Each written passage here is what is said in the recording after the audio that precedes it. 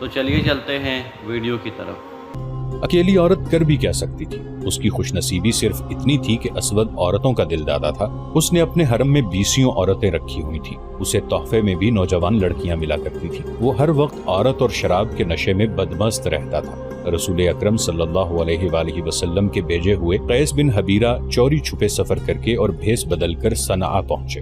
اسود نے صنعاء کو اپنا دارالحکومت بنا لیا تھا۔ ادھر دور بن یحنس ایک مسلمان سردار کے ہاں خط لے کر پہنچ گئے۔ اس مسلمان سردار نے یہ یقین تو دلایا کہ وہ ایسے چند ایک مسلمان سرداروں کو اکٹھا کر لے گا جنہوں نے دل سے اسود کی اطاعت قبول نہیں کی، لیکن اسود کا تختہ الٹنا ممکن نظر نہیں آتا تھا، کیونکہ وہ صرف بادشاہ ہی نہیں، یمن کے باشندے اسے اپنا نبی مانتے تھے۔ قیس بن حبیرہ ایک ایسے ٹھکانے پر پہنچ گئے جہاں رسول کریم صلی اللہ علیہ وآلہ وسلم کے شیدائی مسلمان موجود تھے۔ ان مسلمانوں نے بھی وہی بات کہی جو مسلمان سردار نے کہی تھی، لیکن ان مسلمانوں نے ایسی کوئی بات نہ کہی کہ وہ اس زمین دوز تحریک میں شامل نہیں ہوں گے۔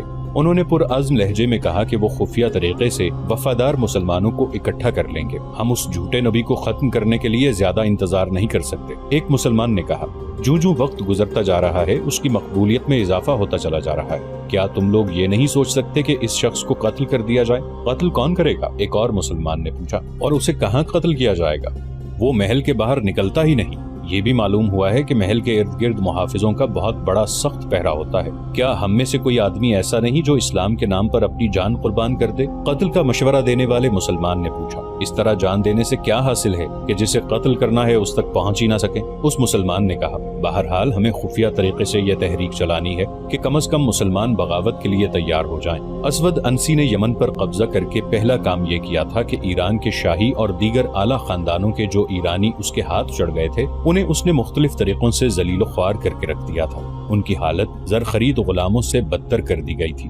لیکن اسود کی حکومت میں سب سے بڑی کمزوری یہ تھی کہ اس کے پاس نہ کوئی تجربہ کار سالار تھا، نہ کوئی کاروبار حکومت چلانے والا قابل آدمی تھا۔ یہ خطرہ تو وہ ہر وقت محسوس کرتا تھا کہ مسلمان اس پر حملہ کریں گے۔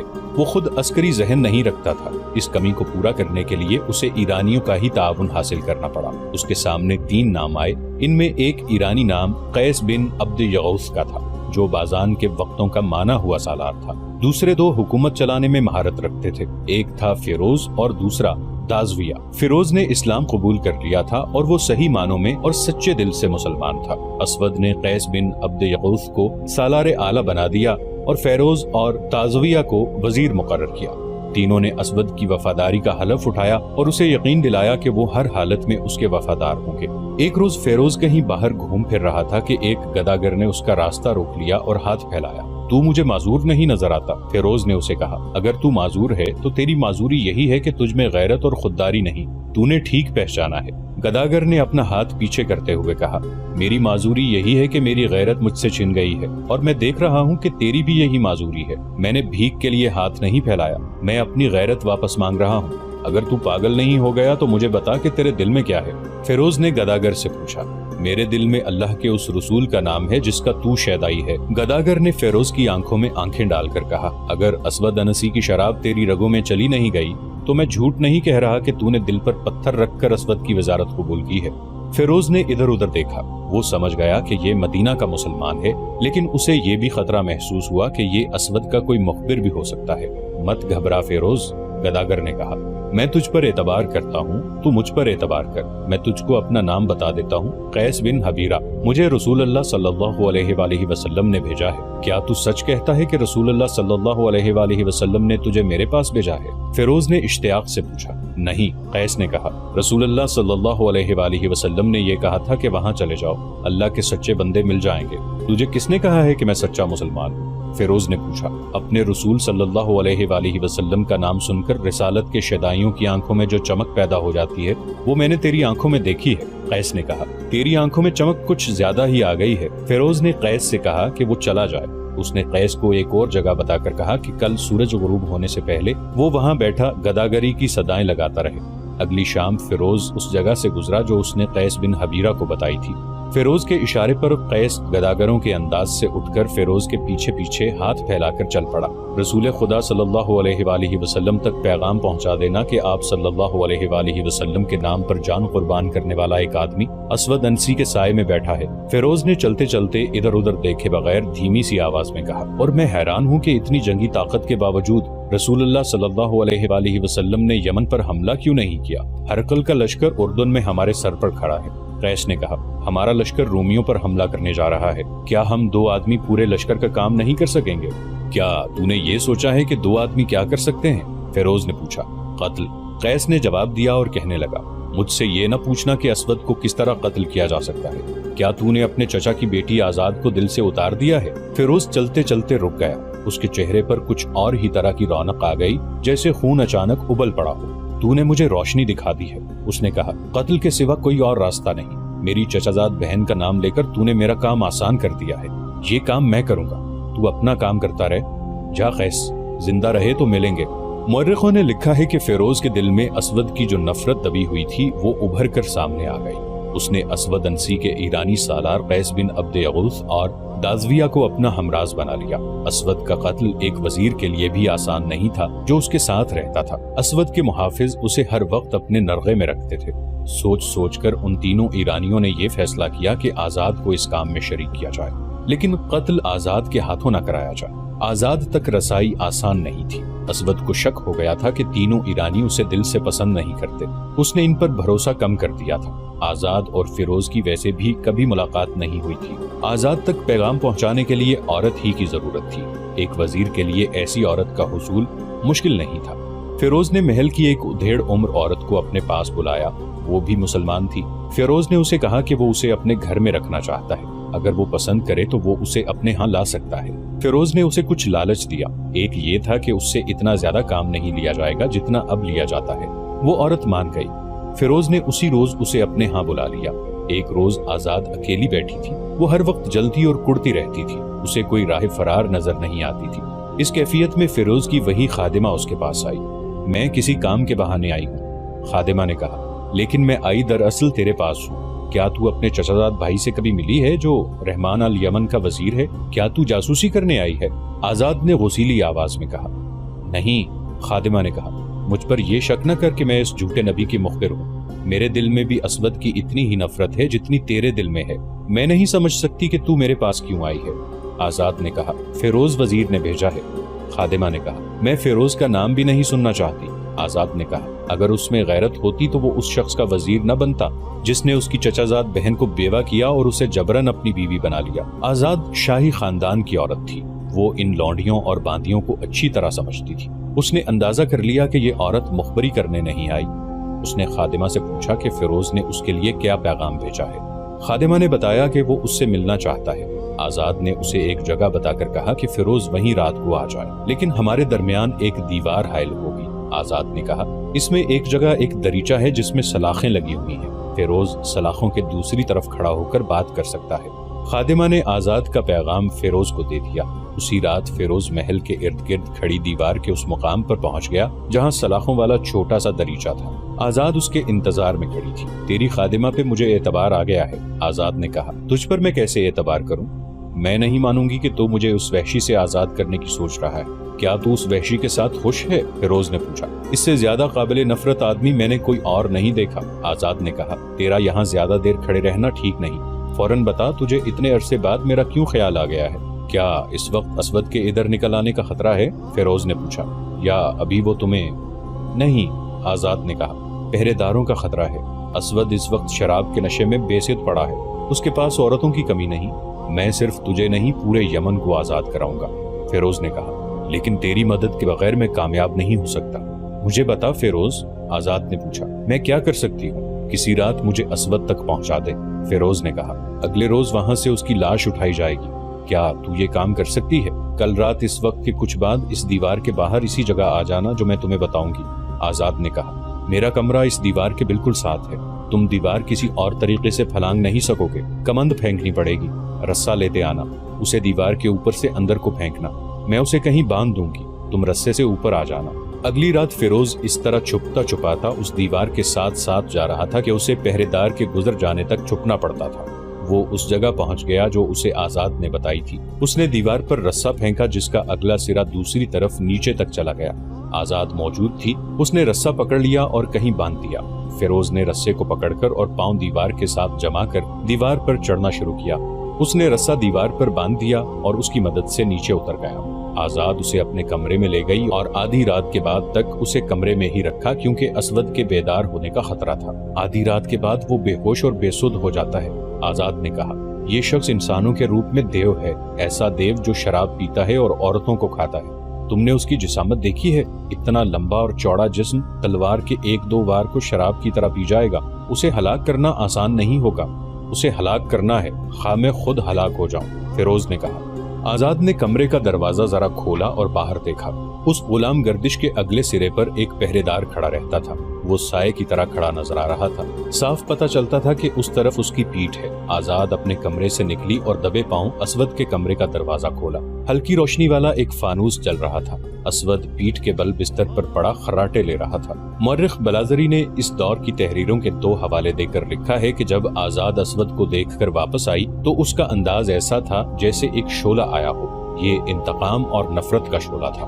آؤ فیروز، اس نے کانپتی ہوئی آواز میں کہا۔ وہ بے ہوش پڑا ہے۔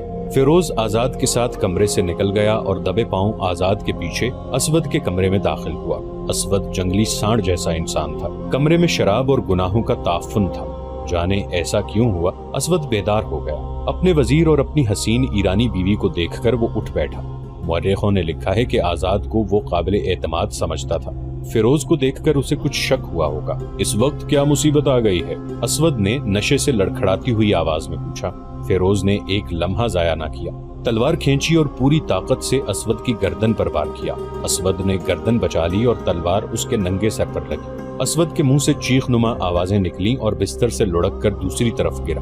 غلام گردش میں دوڑتے قدموں کی دھمک سنائی دی۔ آزاد تیزی سے باہر نکلی اور دروازہ بند کر لیا۔ پہرے دار دوڑا آ رہا تھا۔ آزاد نے تیزی سے آگے بڑھ کر پہرے دار کو روک لیا۔ کمرے سے اسود کی ہلکی ہلکی آوازیں آ رہی تھیں۔ واپس اپنی جگہ پر چلے جاؤ، آزاد نے پہرے دار کو تحکمانہ لہجے میں کہا۔ رحمان الیمن کے پاس فرشتہ آیا ہوا ہے، وہی نازل ہو رہی ہے، جاؤ ادھر نہ آنا۔ مورخ بلازری نے لکھا ہے کہ پہرے دار نے احترام سے سر جھکا لیا اور چلا گیا۔ آزاد اندر آئی تو دیکھا کہ اسود فرش سے اٹھ کر بستر پر گر رہا ہے اور فیروز دوسرے وار کے لیے آگے بڑھ رہا ہے۔ اسود بستر پر گر پڑا۔ اس کا سر پلنگ کے بازو پر تھا اور سانڈوں کی طرح ڈکار رہا تھا۔ تم اسے نہیں مار سکو گے فیروز، آزاد نے آگے بڑھ کر کہا اور اسود کے بال جو لمبے تھے ہاتھوں سے پکڑ کر نیچے کو کھینچے اور خود فرش پر بیٹھ گئی۔ اب فیروز، گردن کاٹ دو۔ فیروز نے ایک ہی وار سے اسود کی گردن صاف کاٹ کر سر جسم سے الگ کر دیا۔ فیروز کے ساتھیوں قیس عبد غوث اور دازویہ کو معلوم تھا کہ آج رات کیا ہونے والا ہے۔ فیروز نے اسود کا سر اٹھایا اور ان دونوں کے ہاں جا پہنچا۔ محافظوں اور پہرے داروں کو رحمان الیمن کے قتل کی خبر ملی تو انہوں نے محل کو محاصرے میں لے لیا۔ آزاد فیروز کے ساتھ رہی۔ محل میں بھگدڑ مچ گئی۔ حرم کی عورتوں کا ہجوم چیختا چلاتا باہر کو بھاگا۔ ادھر رسول اللہ صلی اللہ علیہ وآلہ وسلم کے بھیجے ہوئے قیس بن حبیرہ اور دبر بن یحنس سرکردہ مسلمانوں کو بغاوت پر آمادہ کر چکے تھے اور دن رات زمین دوز سرگرمیوں سے مسلمانوں کے حوصلے بحال کر چکے تھے۔ اگلی صبح صادق میں کچھ وقت باقی تھا۔ محل کی چھت سے اذان کی آواز بلند ہوئی۔ لوگ حیران ہوئے کہ محل میں اذان۔ لوگ محل کی طرف دوڑے۔ اسود کی فوج حکم کی منتظر تھی لیکن حکم دینے والا قیس عبد یغوث تھا، وہی سپہ سالار تھا۔ اس نے فوج کو باہر نہ آنے دیا۔ اسود کا سر محل کے باہر لٹکا دیا گیا۔ محل کی چھتوں سے للکار بلند ہو رہی تھی۔ ہم گواہی دیتے ہیں کہ محمد صلی اللہ علیہ وآلہ وسلم اللہ کے رسول ہیں اور اسود انسی کذاب ہے۔ اسود کے پیروکاروں پر خوف طاری ہو گیا اور مسلمان مسلح ہو کر نکل آئے اور انہوں نے یمنیوں کو قتل کرنا شروع کر دیا۔ مصر کے مشہور صحافی اور سابق وزیر معارف محمد حسن ہیکل نے اپنی کتاب ابو بکر رضی اللہ عنہ صدیق اکبر میں فیروز کی زبانی ایک روایت پیش کی ہے۔ فیروز نے کہا تھا، اسود کو قتل کر کے ہم نے وہاں کا انتظام پہلے کی طرح رہنے دیا، یعنی جس طرح اسود کے تسلط سے پہلے تھا۔ ہم نے قتل کے بعد پہلا کام یہ کیا کہ معاذ رضی اللہ عنہ بن جبل کو واپس بلایا کہ وہ ہمیں باجماعت نماز پڑھائیں۔ ہم بے انتہا خوش تھے کہ ہم نے اسلام کے اتنے بڑے دشمن کو ختم کر دیا ہے، لیکن اچانک اطلاع ملی کہ رسول خدا صلی اللہ علیہ وآلہ وسلم وصال فرما گئے ہیں۔ اس خبر سے یمن میں ابتری سی پھیل گئی۔ فیروز کو مسلمانوں نے صنعاء کا حاکم مقرر کر دیا۔ یہ واقعہ مئی 632 عیسوی کا ہے۔ قیس بن حبیرہ اور دبر جون 632 عیسوی کے دوسرے ہفتے میں یہ خوشخبری لے کر مدینہ پہنچے کہ جھوٹا نبی اپنے انجام کو پہنچ گیا ہے اور یمن پر اسلامی پرچم لہرا دیا گیا ہے، لیکن مدینہ سوگوار تھا۔ 5 جون 632 عیسوی 12 ربیع الاول 11 ہجری رسول خدا صلی اللہ علیہ وآلہ وسلم وصال فرما گئے تھے۔ رسول اللہ صلی اللہ علیہ وآلہ وسلم کے وصال کی خبر جوں جوں پھیلتی گئی، یہ جنگل کی آگ ہی ثابت ہوئی۔ جہاں پہنچی وہاں شعلے اٹھنے لگے۔ یہ شعلے بغاوت کے تھے۔ ایک تو اسلام کے دشمن تھے جنہوں نے اپنی تخریبی سرگرمیاں تیز کر دیں، دوسرے وہ قبائل تھے جنہوں نے صرف اس لیے اسلام قبول کیا تھا کہ ان کے سردار مسلمان ہو گئے تھے۔ ایسے قبیلے اتنے زیادہ نہیں تھے جنہوں نے سچے دل سے اسلام قبول کر لیا تھا۔ باقی تمام قبیلے اسلام سے نہ صرف منحرف ہو گئے بلکہ انہوں نے مدینہ کے خلاف علم بغاوت بلند کر دیا اور مدینہ پر حملے کی باتیں کرنے لگے۔ خلیفہ اول حضرت ابو بکر صدیق رضی اللہ عنہ نے باغی قبیلوں کو پیغام بھیجے کہ وہ اسلام کو نہ چھوڑیں۔ قاصد جہاں بھی گئے وہاں سے انہیں جواب ملا کہ ہمارا قبول اسلام صرف ایک شخص رسول کریم صلی اللہ علیہ وآلہ وسلم کے ساتھ معاہدہ تھا، وہ شخص نہیں رہا تو معاہدہ بھی نہیں رہا، اب ہم آزاد ہیں اور ہم اپنا راستہ اختیار کریں گے۔ تیسرا اور سب سے خطرناک فتنہ جھوٹے مدعیان نبوت کا تھا۔ رسول کریم صلی اللہ علیہ وآلہ وسلم کی حیات مبارکہ میں ہی نبوت کے جھوٹے دعوے دار پیدا ہو گئے تھے۔ ان کی پشت پناہی رومی، ایرانی اور یہودی کر رہے تھے۔ ان جھوٹے نبیوں میں ایک خوبی مشترک تھی، وہ شعبدے باز اور جادوگر تھے۔ شعبدے بازی اور جادوگری میں یہودی ماہر تھے۔ اسود انسی کا ذکر ہو چکا ہے، وہ بھی شعبدہ باز تھا۔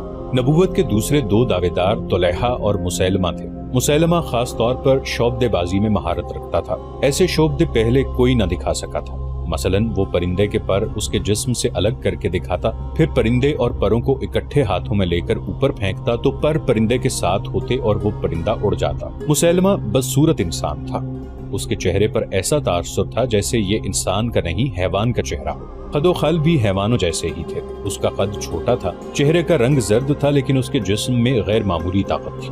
اس کی آنکھیں غیر قدرتی طور پر چھوٹی اور ناک چپٹی تھی۔ یہ ایک بھدے آدمی کی تصویر ہے جسے کوئی بدصورت انسان بھی پسند نہیں کر سکتا، مگر جو عورت خواہ وہ کتنی ہی حسین اور سرکش کیوں نہ ہوتی، اس کے قریب جاتی تو اس کی گرویدہ ہو جاتی اور اس کے اشاروں پر ناچنے لگتی تھی۔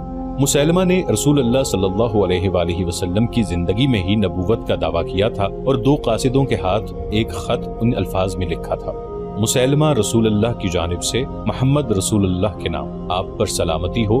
بعدہ واضح ہو کہ میں رسالت میں آپ کا شریک بنایا گیا ہوں، لہٰذا نصف زمین میری ہے اور نصف قریش کی، مگر قریش انصاف نہیں کر رہے۔ رسول اکرم صلی اللہ علیہ وآلہ وسلم نے خط پڑھا اور قاصدوں سے پوچھا کہ مسیلمہ کے اس عجیب و غریب پیغام کے متعلق ان کی کیا رائے ہے۔ ہم وہی کہتے ہیں جو خط میں لکھا ہے، ایک قاصد نے جواب دیا۔ خدا کی قسم، رسول اللہ صلی اللہ علیہ وآلہ وسلم نے کہا، اگر قاصدوں کے قتل کو میں روا سمجھتا تو تم دونوں کے سر تن سے جدا کر دیتا۔ آپ صلی اللہ علیہ وآلہ وسلم نے مسیلمہ کو اس خط کے جواب میں لکھوایا: بسم اللہ الرحمن الرحیم، محمد رسول اللہ صلی اللہ علیہ وآلہ وسلم کی جانب سے، مسیلمہ کذاب کے نام، زمین اللہ کی ہے، وہ اپنے متقی بندوں میں سے جسے چاہتا ہے اس کا وارث بنا دیتا ہے۔ اس کے بعد مسیلمہ کو سب کذاب کہنے لگے اور اسلام کی تاریخ نے بھی اسے مسیلمہ کذاب ہی کہا ہے۔ رسول خدا صلی اللہ علیہ وآلہ وسلم ان دنوں بستر علالت پہ تھے۔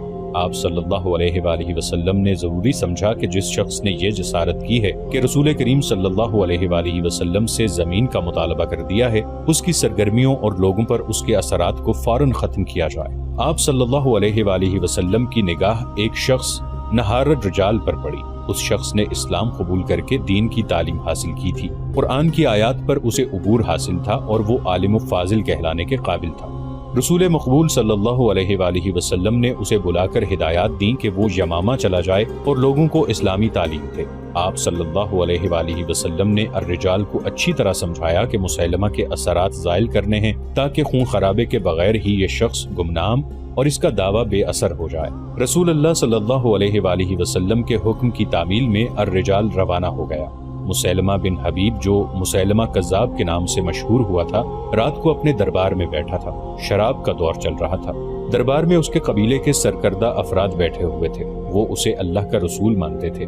اس نے اپنے مذہب کو اسلام ہی کہا تھا۔ لیکن کچھ پابندیاں ہٹا دی تھی۔ مثلا اس نے اپنی ایک آیت گھڑ کر اپنے پیروکاروں کو سنائی کہ اس پر وحی نازل ہوئی ہے کہ شراب حلال ہے۔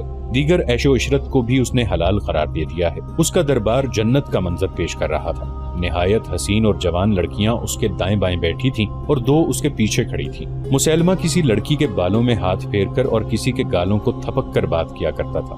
ایک آدمی دربار میں آیا، وہ بیٹھا نہیں کھڑا رہا، سب نے اس کی طرف دیکھا۔ مسیلمہ نے جیسے اس کی طرف توجہ دینے کی ضرورت ہی نہ سمجھی ہو۔ اسے معلوم تھا کہ وہ کسی کے کہے کے بغیر بیٹھ جائے گا، مگر وہ کھڑا رہا۔ کیا تو ہم پر پہرا دینے آیا ہے؟ مسیلمہ نے اسے کہا۔ یا تو اللہ کے رسول کے حکم کے بغیر بیٹھ جانا بد تہذیبی سمجھتا ہے؟ اللہ کے رسول، اس آدمی نے کہا، ایک خبر لایا ہوں، مدینہ سے ایک آدمی آیا ہے، وہ بہت دنوں سے یہاں ہے اور ان لوگوں کو جنہوں نے کبھی اسلام قبول کیا تھا بتاتا پھر رہا ہے کہ سچا رسول محمد صلی اللہ علیہ وآلہ وسلم ہے اور باقی سب کذاب ہیں۔ میں نے خود اس کی باتیں سنی ہیں، اس کا نام نہارن الرجال ہے۔ نہارن الرجال؟ دربار میں بیٹھے ہوئے دو آدمی بیک وقت بولے، پھر ایک نے کہا، وہ مسلمانوں کے رسول کا منظور نظر ہے، میں اسے جانتا ہوں، اس کے پاس علم ہے، ایسے شخص کو زندہ نہ چھوڑیں۔ دربار میں بیٹھے ہوئے ایک آدمی نے گرج کر کہا، اے خدا کے رسول۔ ایک اور آدمی نے اٹھ کر کہا، کیا تو مجھے اجازت نہیں دے گا کہ میں اس بدبخت کا سر کاٹ کر تیرے قدموں میں رکھ دوں؟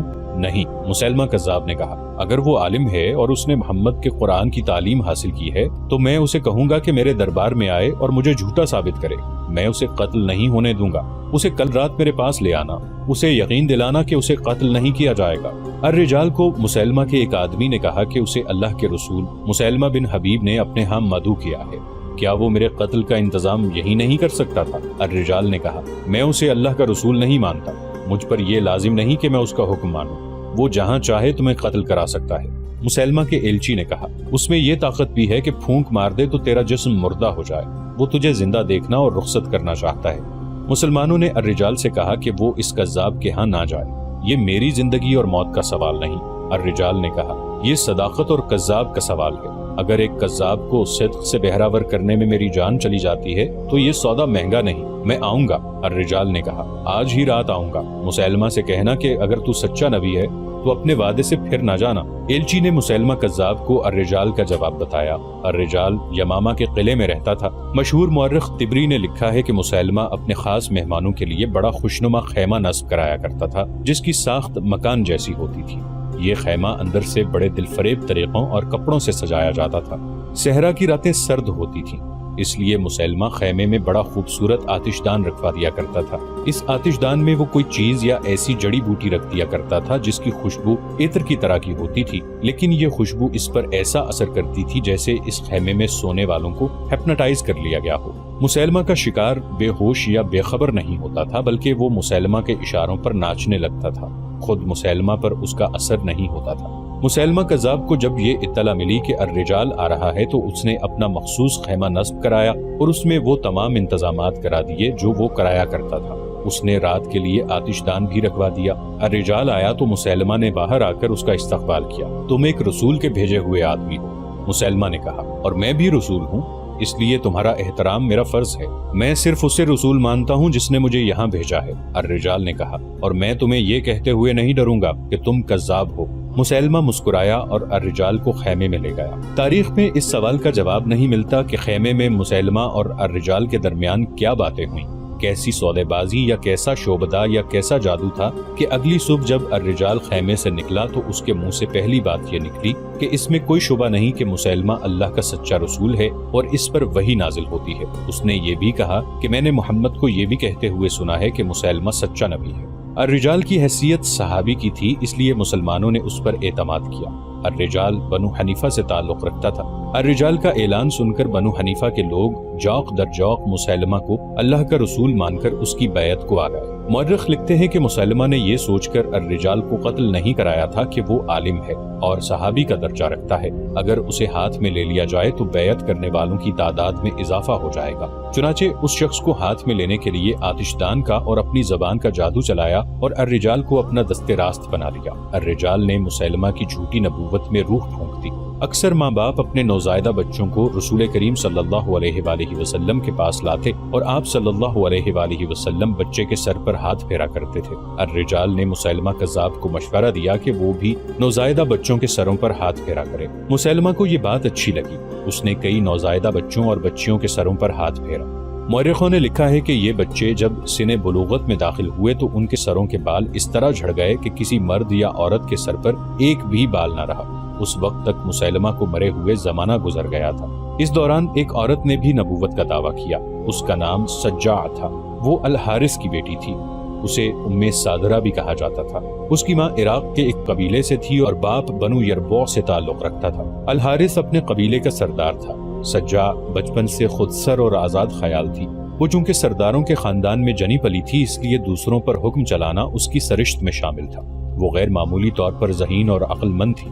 ایک دو مورخوں نے لکھا ہے کہ یہ غیب دان بھی تھی اور وہ آنے والے وقت کو قبل از وقت جان لیتی تھی۔ اس کے متعلق اختلاف رائے بھی پایا جاتا ہے، لیکن یہ بات سب نے متفقہ طور پر کہی ہے کہ سجاع قدرتی طور پر شاعرہ تھی، ہر بات منظوم کیا کرتی، اس کی زبان میں چاشنی تھی۔ اس کی ماں کا قبیلہ عیسائی تھا، اس لیے سجاع نے بھی عیسائیت کو ہی پسند کیا۔ سجاع کے کانوں میں یہ خبریں پڑیں کہ طلحہ اور مسیلمہ نے بھی نبوت کا دعویٰ کیا ہے اور لوگ ان کی بیعت کر رہے ہیں، تو اس نے بھی نبوت کا دعویٰ کر دیا۔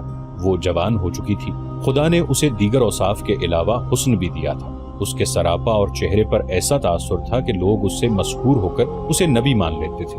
بہت سے لوگ اس کی شاعری سے متاثر ہوئے، وہ صرف نبی بن کے کہیں بیٹھنا نہیں چاہتی تھی۔ اس نے اپنے پیروکاروں کی ایک فوج تیار کر لی اور بنی تمیم کے ہاں جا پہنچی۔ ان قبائل کے جو سردار تھے وہ رسول اکرم صلی اللہ علیہ وآلہ وسلم کے مقرر کیے ہوئے تھے۔ یہ تھے زبرقان بن بدر، قیس بن عاصم، وقی بن مالک اور مالک بن نویرہ۔ سجاع نے مالک بن نویرہ کو اپنے پاس بلایا اور اسے کہا کہ وہ مدینہ کو تہ تیغ کرنے آئی ہے اور بنی تمیم اس کا ساتھ تھے۔ مالک بن نویرہ نے اسے بتایا کہ کئی قبیلے اسے پسند نہیں کرتے، پہلے انہیں زیر کرنا ضروری ہے۔ سجاع زیر کرنے کا مطلب کچھ اور سمجھتی تھی۔ اس کے پاس اچھا خاصا لشکر تھا۔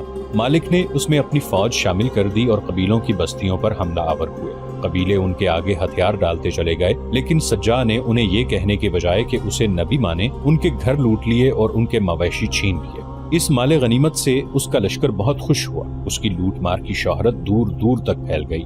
سجاع ایک مقام نباج پر پہنچی اور اس علاقے کی بستیوں میں لوٹ مار شروع کر دی، لیکن یہ قبیلے متحد ہو گئے اور سجاع کو شکست ہوئی۔ وہ ایک اور حملہ کرنا چاہتی تھی، لیکن اسے ایک مجبوری کا سامنا تھا۔ اس کے لشکر کے کئی سرداروں کو نباج کے قبیلوں نے پکڑ کر قید میں ڈال دیا تھا۔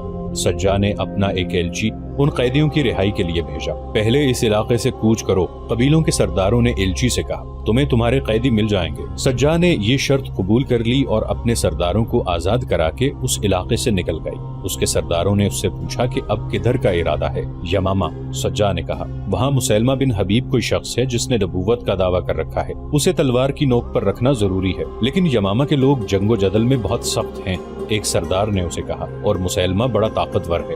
سجاع نے کچھ اشعار پڑھے جن میں اس نے اپنے لشکر سے کہا تھا کہ ہماری منزل یمامہ ہے۔ مسیلمہ کذاب نے اپنے جاسوسوں کو دور دور تک پھیلایا ہوا تھا۔ اسے یہ اطلاع دی گئی کہ ایک لشکر یمامہ کی طرف بڑھا آ رہا ہے۔ مسیلمہ نے یہ معلوم کرا لیا کہ یہ سجاع کا لشکر ہے۔ اس نے الرجال کو بلایا، کیا تم نے سنا کہ سجاع کا لشکر آ رہا ہے الرجال؟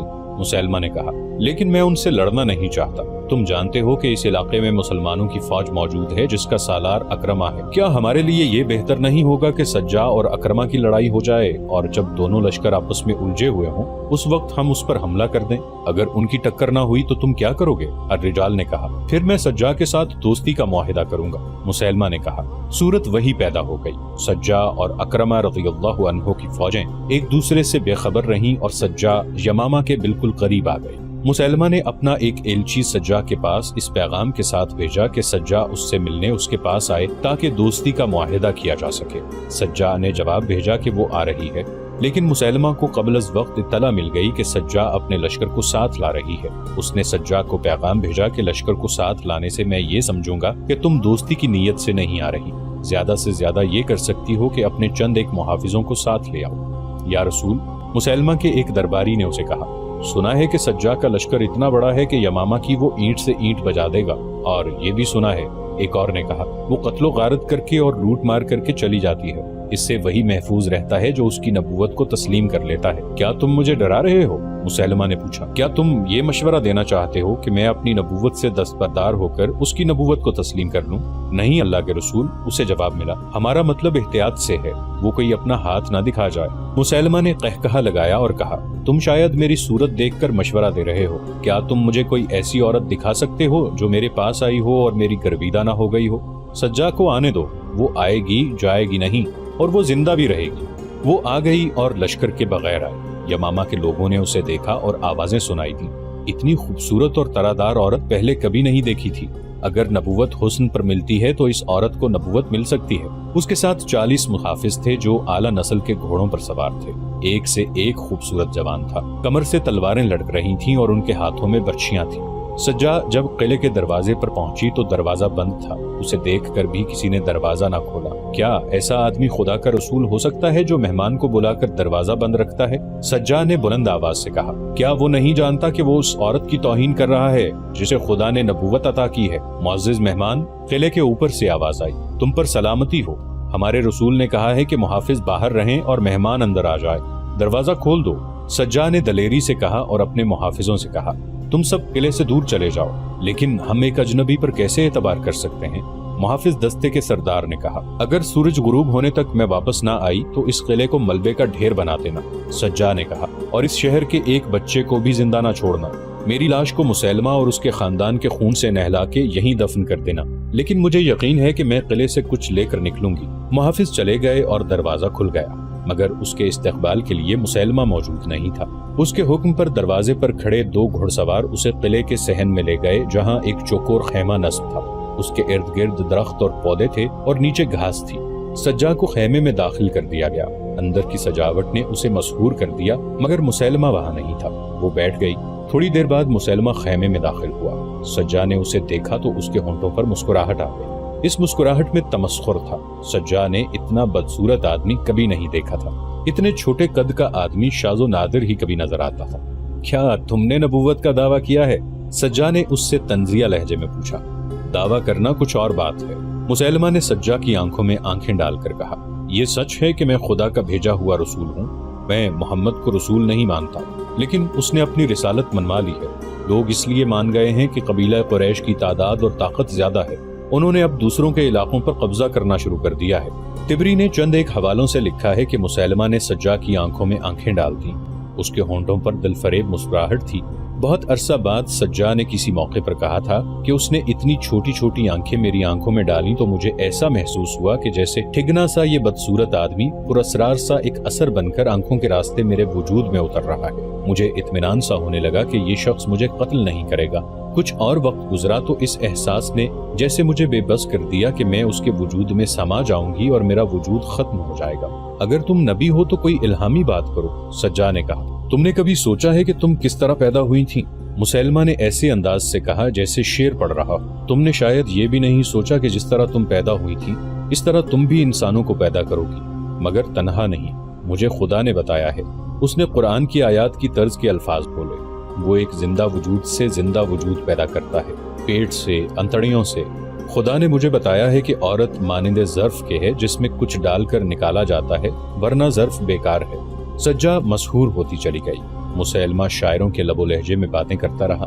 سجا نے محسوس ہی نہیں کیا کہ مسیلمہ اس کے جذبات کو مشتعل کر رہا ہے، اور وہ یہ بھی محسوس نہ کر سکی کہ سورج غروب ہو چکا ہے۔ مجھے یقین ہے کہ تم آج رات یہیں رہنا چاہو گی، مسیلمہ نے کہا۔ اگر چہرے دیکھنے ہیں تو تم دن ہو، میں رات ہوں، مگر تم نے اس پر بھی غور نہیں کیا ہوگا کہ دن پر رات کیوں غالب آ جاتی ہے، اور دن اپنا سورج رات کی تاریک گود میں کیوں ڈال دیتا ہے۔ یہ ہر روز ہوتا ہے، اس کا وقت مقرر ہے۔ رات سورج کی چمک دمک کو کھا نہیں جاتی، بڑے پیار سے اسے جگا کر دوسرے افق پر رکھ دیتی ہے۔ ہاں مسیلمہ، سجا نے کہا، میرا جی چاہتا ہے کہ میں مان لوں کہ تم سچے نبی ہو۔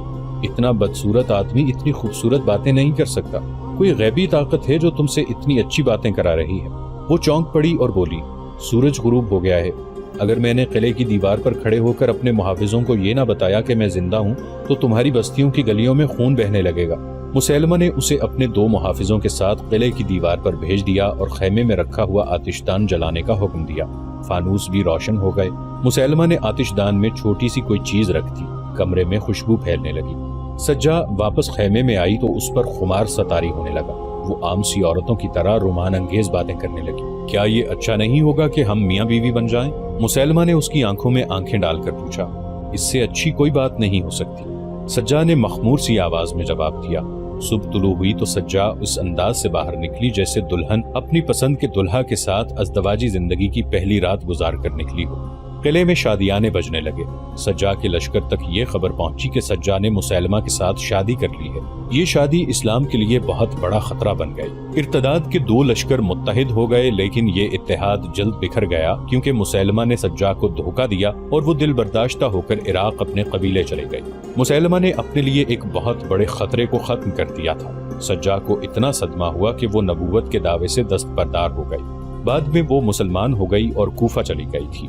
اس نے بڑی لمبی عمر پائی اور متقی اور پارسا مسلمان کی حیثیت سے مشہور رہی۔ رسول کریم صلی اللہ علیہ وآلہ وسلم کے وصال کے ساتھ ہی ہر طرف بغاوت اور عہد شکنی کا طوفان اٹھ کھڑا ہوا۔ ایک طوفان صحابہ رضی اللہ عنہ کے اپنے ہاں اٹھا۔ یہ خلیفہ اول کے انتخاب کا مسئلہ تھا۔ انصار اور مہاجرین کے درمیان کھچاؤ سا بھی پیدا ہو گیا۔ ابو بکر رضی اللہ عنہ نے آخر یہ فیصلہ عمر رضی اللہ عنہ اور ابو عبیدہ رضی اللہ عنہ پر چھوڑا اور کہا کہ یہ دونوں جسے پسند کریں اسے سب خلیفہ مان لیں۔ آپ مہاجرین میں سب سے افضل ہیں۔ عمر رضی اللہ عنہ نے فیصلہ ابو بکر رضی اللہ عنہ کے حق میں دیا اور ان سے کہا، غار میں آپ رسول اللہ صلی اللہ علیہ وآلہ وسلم کے رفیق اور نماز پڑھانے میں ان کے قائم مقام رہے ہیں۔ دین کے احکام میں نماز سب سے افضل ہے۔ ہمیں ایسا کوئی شخص نظر نہیں آتا جو آپ سے بدتر ہو۔ بلا شک آپ خلافت کے حقدار ہیں۔ سب سے پہلے عمر رضی اللہ عنہ نے آگے بڑھ کر ابو بکر رضی اللہ عنہ کے ہاتھ پر بیعت کی۔ اس کے بعد ابو عبیدہ رضی اللہ عنہ اور بشیر رضی اللہ عنہ بن سعد نے بیعت کی۔ جب اعلان عام ہوا کہ ابو بکر رضی اللہ عنہ خلیفہ رسول صلی اللہ علیہ وآلہ وسلم ہوں گے تو لوگ بیعت کے لیے دوڑے آئے۔ مسجد نبوی صلی اللہ علیہ وآلہ وسلم میں بیعت عام ہوئی۔ ابو بکر رضی اللہ عنہ نے پہلا خطبہ خلافت دیا۔ لوگو، خدا کی قسم میں نے خلافت کی خواہش کبھی نہیں کی تھی، نہ کبھی دل میں نہ کبھی ظاہری طور پر اس کے لیے اللہ سے دعا کی تھی، لیکن اس ڈر سے یہ بوجھ اپنے ناتواں کندھوں پر اٹھا لیا کہ اختلاف جھگڑے کی صورت اختیار نہ کر جائے، ورنہ خلافت اور امارت میں مجھے کوئی راحت نظر نہیں آتی۔ ایک بوجھ مجھ پر ڈال دیا گیا ہے جسے اٹھانے کی طاقت مجھ میں کم ہے۔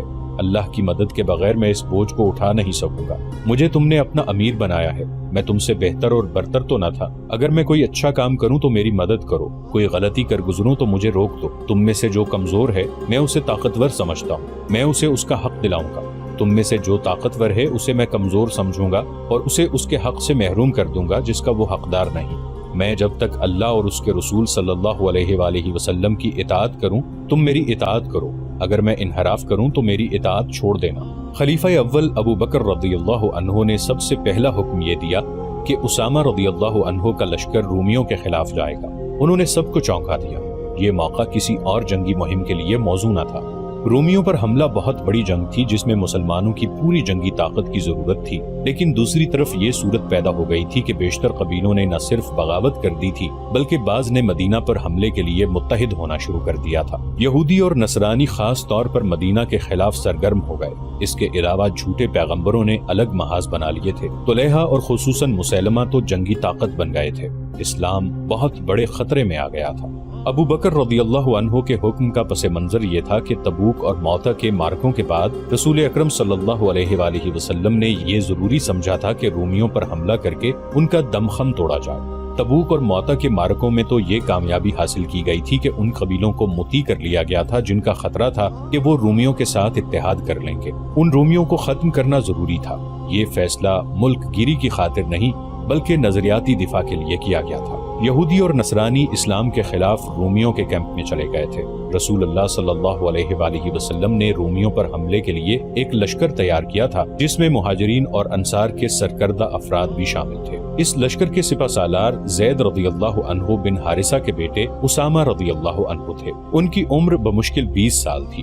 مورخوں نے لکھا ہے کہ اسامہ رضی اللہ عنہ کو رسول اللہ صلی اللہ علیہ وآلہ وسلم نے اس لیے سپہ سالار مقرر کیا تھا کہ نوجوانوں میں قیادت کا شوق پیدا ہو اور وہ اپنے آپ میں اسامہ رضی اللہ عنہ جیسی صلاحیتیں پیدا کرنے کی کوشش کریں۔ اسامہ رضی اللہ عنہ کو رسول کریم صلی اللہ علیہ وآلہ وسلم ویسے بھی بہت چاہتے تھے۔ اسامہ رضی اللہ عنہ کے والد زید رضی اللہ عنہ بن حارثہ جنگ موتا میں شہید ہو گئے تھے۔ उसामा रज़ियल्लाहु अन्हु में लड़कपन ही से अस्करी सलाहियतें और शजाअत पैदा हो गई थी।